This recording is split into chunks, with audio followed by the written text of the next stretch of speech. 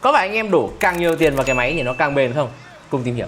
Về mặt kỹ thuật thì linh kiện đắt hơn thì giá trị sử dụng lâu dài nó sẽ chắc chắn ngon hơn. Intel hay là AMD cũng thế thôi, đều cho i3 hay kể cả là i9 cùng đời có cùng một tiêu chuẩn độ bền về mặt vật lý nhé. Nhưng mà dù con i3 chạy được 10 năm không hỏng thì nó vẫn sẽ lag vào lỗi thời sau 5 năm. Nên là cái bền của PC đắt tiền không phải là khó hỏng hơn mà nó là hiệu năng bền với thời gian hơn. Nhưng đổ nhiều tiền cũng phải đổ đúng chỗ. Anh em không thể đầu tư vào tản dây nối dài, hub fan khủng này nọ mà lại đòi cái máy nó bền hơn được.